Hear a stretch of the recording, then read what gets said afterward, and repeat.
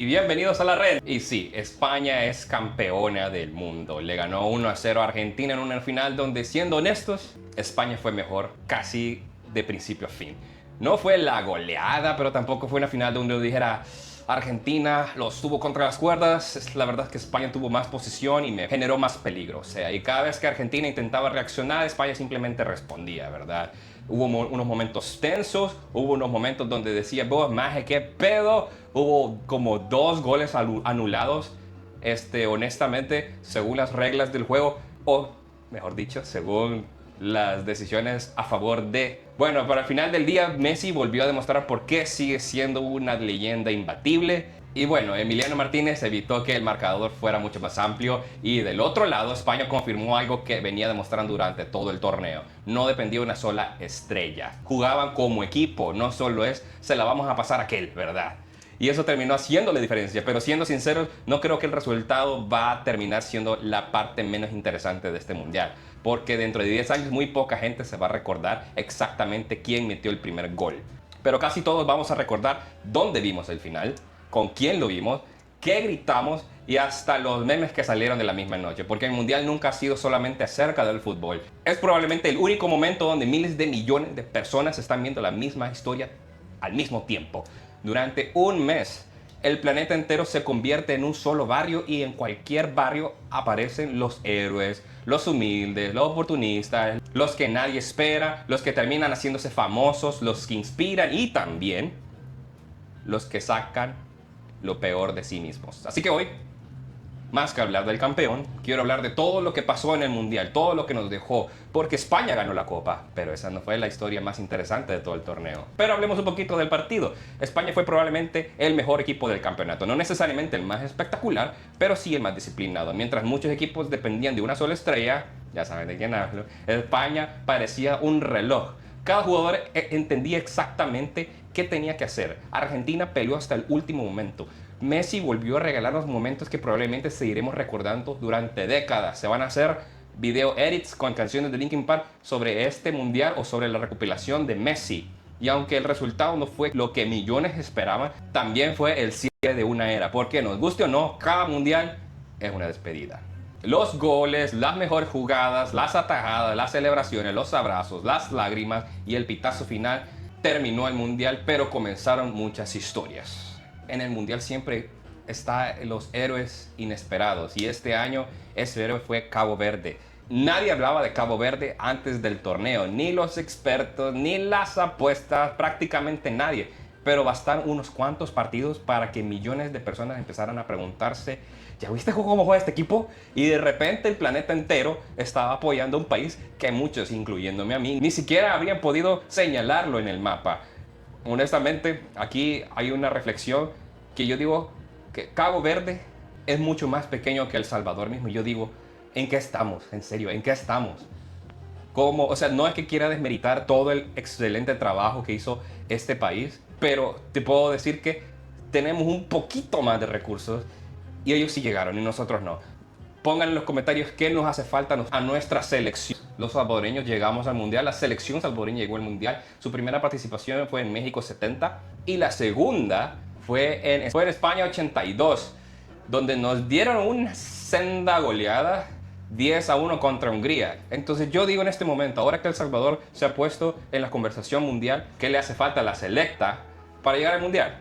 Pónganme en los comentarios. Pero regresando con Cabo Verde, el planeta entero estaba apoyando a un país que muchos ni siquiera habían podido señalar en el mapa. Porque eso es el fútbol. Nos recuerda que los gigantes también sangran y que los pequeños también pueden inspirar.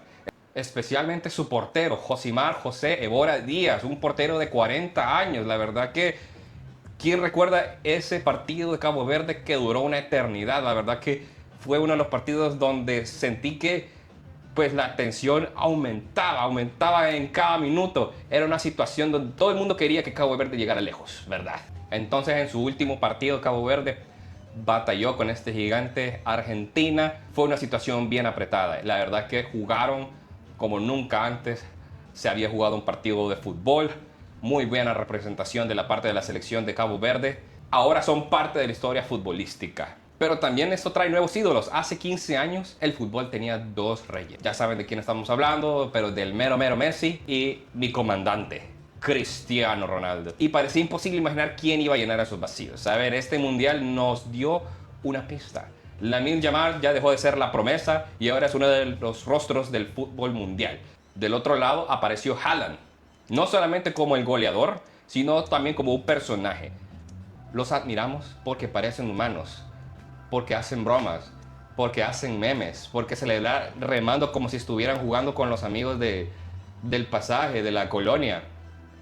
Todos vimos a Haaland siendo este personaje icónico ahora. La verdad que me gustó mucho cómo celebraban la fanaticada de Noruega. Incluso hay un video donde hay un salvadoreño que está metido, lo vamos a poner acá. Así nacen los nuevos ídolos, no solamente cuando levantan una copa, sino cuando la gente quiera parecerse a ellos. ¿Algo para agregar, producción? What do you call a Salvadorian in the World Cup final?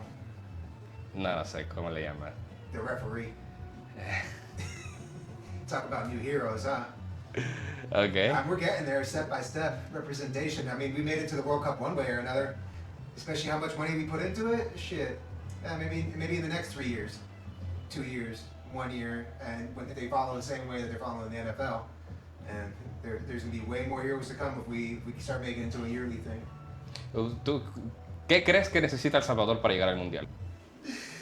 Start interbreeding with more Europeans and Africans. Our team's got to get blacker. How does El Salvador get to the World Cup? We need more black players. También el internet ganó en el mundial. iShowSpeed, un muchacho que se hizo famoso gritando frente a una cámara sobre reaccionando en sus streams, haciendo memes, pero terminó formando parte de la historia. Hay personas que pasaron a compartir escenarios con la FIFA. Ahí lo vemos en el show de medio tiempo, pues cantando, y eso demuestra lo rápido que cambia el internet. Cuando el mundial también mira a El Salvador, hay otra historia que probablemente muchos salvadoreños ni siquiera notaron. Esta de hecho es una historia que ya cubrimos mientras millones estaban viendo el mundial. Había un salvadoreño que formaba parte de ella. Iván Bartón durante muchos años fue conocido únicamente dentro del arbitraje. Hoy cientos de millones de personas observaban cada decisión que tomó. Quizás nunca meta un gol ese maje, quizás nunca levante la copa, pero durante unos segundos representó a todo un país en el escenario deportivo más importante del planeta. También vale la pena detenernos un momento y decir, qué orgullo cuando uno de los nuestros llega hasta allá. No hace falta ser delantero para representar un país. A veces también se representa haciendo un buen trabajo. Pero dentro de la Copa Mundial también están los verdaderos perdedores, ¿verdad? Porque no todo fue fútbol. Aquí comienza la parte más incómoda. Imagínate este momento, ganas la Copa del Mundo, toda tu vida soñaste con levantar ese trofeo y cuando llega ese momento hay alguien que nos quiere quitar de en medio. Eso fue exactamente lo que pasó con Donald Trump. Creo que fue un momento de lo más incómodo y cringe que este político intentaba quitarle protagonismo. Mientras España intentaba celebrar, él decidió quedarse en medio de la ceremonia hasta que llegó Infantino y pues lo apartó y le dijo, papito, dale chance a estos majes. O sea, es su segunda Copa Mundial, maje, haceme el paro. Y pues claramente Internet hizo lo que sabe hacer bien y lo convirtió en un meme. Pero estamos hablando de Donald Trump, así que ¿qué podemos esperar? ¿Producción? All right, talking about my commander in chief. Well, I think the reason why he was there in the first place, I mean, it's just like, you know, I think they thought he was the World Cup trophy with as much spray tan as he has on him, anyways. You know, I mean, the motherfucker looks like one. Just look put a picture side by side. Yeah. Okay. He looks like a World Cup trophy. That basically, like politician or being like politics is just basically like Hollywood for ugly people. Okay. So I mean, even the losing teams are winners because they're still on that platform. They're still on that world stage. You know, even the worst teams, even Ivan Barton, you know, a referee, just because he went on that field is now a winner, and he didn't even, like you said, didn't even score a goal. So I mean, what is really a loser? You know. Definitely. I mean, it is. Is it the president? Sure, you can say that, but I mean, how can the president actually still be a loser when you're like the leader of one of the most powerful? Después vino otra polémica. Durante prácticamente todo el torneo, a muchísima gente acusó a Argentina de recibir ayuda arbitral. ¿Existieron pruebas de partidos arreglados? Realmente no. ¿Existieron decisiones discutibles? Sí. ¿Existió una enorme crisis de confianza? También. Y cuando la gente deja de confiar en el arbitraje, el problema ya no es solamente deportivo, es institucional. Por ejemplo, ¿recuerdas ese partido de Egipto contra Argentina? Pues pareció un poquito amañado, por no decir de que aparentemente, y no hay fuentes verificadas que digan esto, más que todo esto son chambres. Acorde al entrenador de Egipto, la vez que tuvieron el partido contra Argentina, y este mismo entrenador declaró que toda decisión que se tomó durante el partido fue totalmente injusta, fue para favorecer a Argentina. Desde ese momento todo parecía que Argentina tenía el arbitraje a su favor, aparentemente.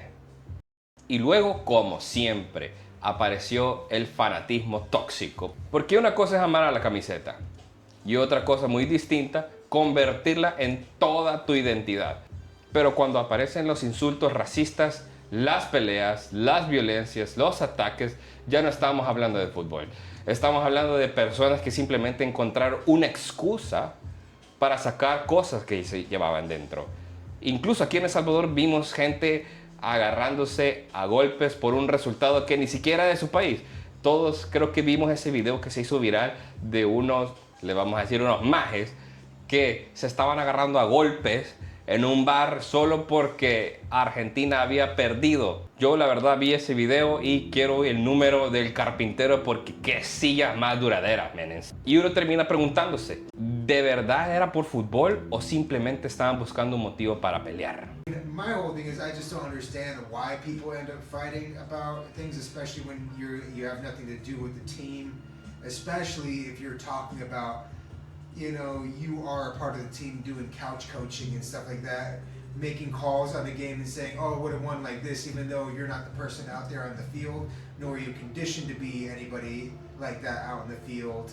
You know, when your main sport is just doing like 16-ounce curls, which is the only exercise you do is freaking putting the chola to your lips every 5 seconds when, you know, the game is going.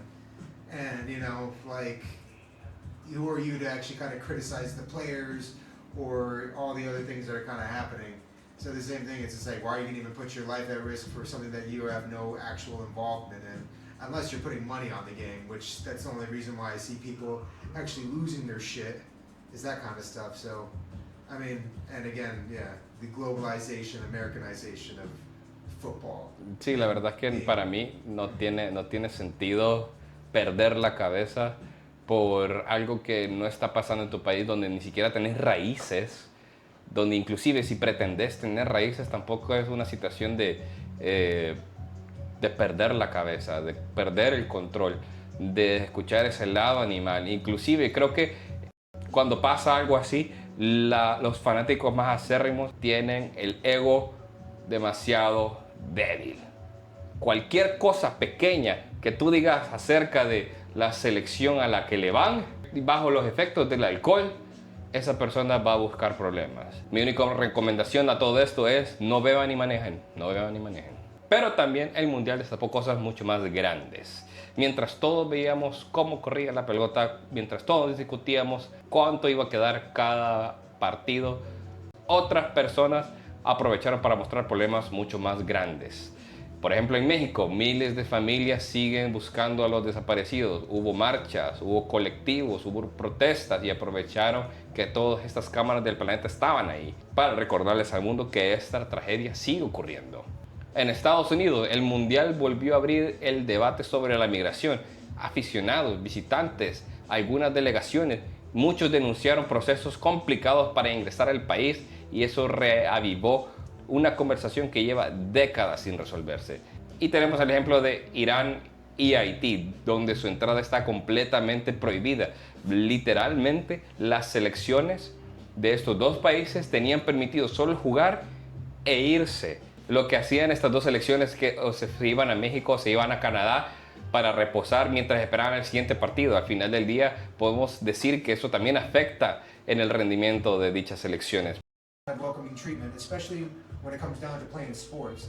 One of the things that they always told me when I played sports, when I was on the field, you know, or even in the military, is to say, you leave your politics at the door, you leave everything at the door because you came here to do what you enjoy and what you're passionate about, which is playing this sport. And not to say that everybody's a good guy, but the people who end up especially doing this sport professionally probably have some of the best habits, some of the best disciplines, or probably some of the best people that, you know, especially that their country has to offer to be playing in such a renowned, honorable position on that field.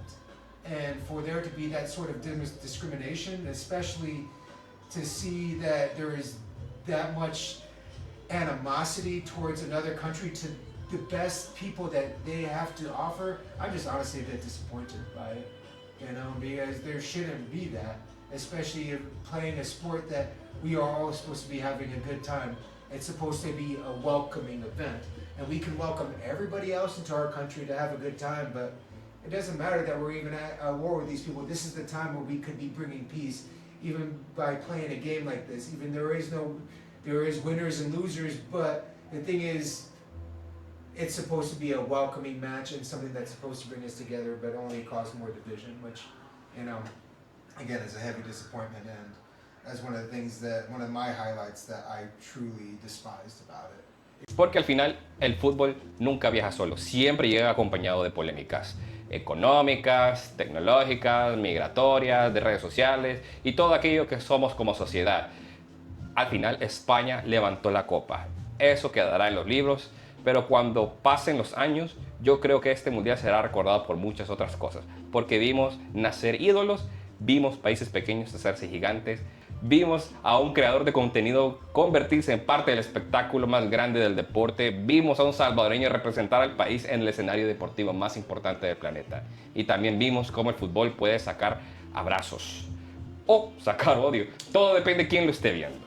Porque el mundial nunca fue solamente un campeonato, fue un espejo. Y durante un mes todos nos vimos reflejados en él. España ganó la copa, pero el verdadero protagonista fuimos todos nosotros. Porque al final el fútbol nunca se trata solamente de 90 minutos, se trata del mundo entero, intentando entenderse a través de un balón. Así que estas son mis reflexiones acerca del mundial. En la producción tenemos a Renzo. Y pues este es nuestro especial del mundial. Nos vemos en el siguiente episodio de la Raba News Network. Nos vemos.